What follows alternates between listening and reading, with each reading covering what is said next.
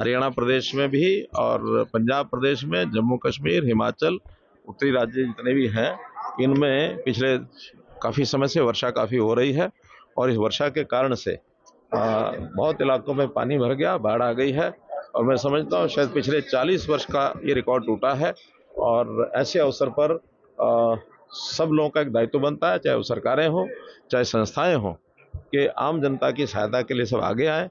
बहुत सी एनजीओ उसमें लग गई हैं, बहुत सी संस्थाएं लग गई हैं, सरकारें भी अपने तौर पर कर रही हैं।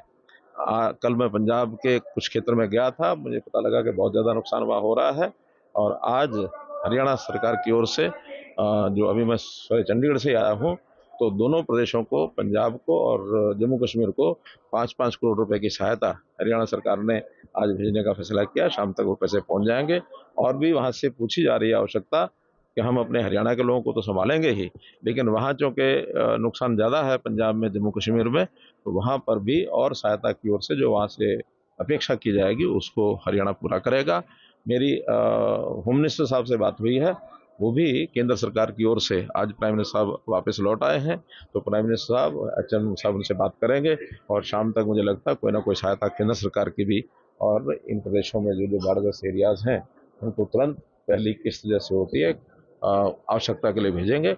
बाद में जहाँ जहाँ फसलें नुकसान हुई हैं, हमारे कृषि मंत्री जी का भी एक कार्यक्रम पंजाब का बना है, वो भी दौरा करके आएंगे। और कृषि मंत्री के नाते से भी और वैसे भी, क्योंकि किसान हमारे प्रदेशों का एक अन्नदाता एक है, और उसका जो नुकसान है उसका आकलन करने के बाद उनको भी जितना नुकसान हुआ है वो सरकारों की ओर से भरपाई की जाएगी। गाँव में महाजाम लग गया था सर, वर्षा कुछ ज्यादा हुई है। कल एकदम 2 घंटे की जो वर्षा हुई उसके कारण से पानी भरा है काफी, और उसके कारण से एक बार कोई ट्रैफिक जाम होता है तो कई बार तो ऐसी स्थिति बनती है कि वो जाम के लोग आपस में ही एक दूसरे के आगे जब लग जाते हैं और सड़कों को जाम करते हैं तो निकलने का रास्ता नहीं बनता है। तो इसमें तो लोगों को भी सहयोग करना चाहिए, प्रशासन को, पुलिस को भी उस विषय को ध्यान रखना चाहिए।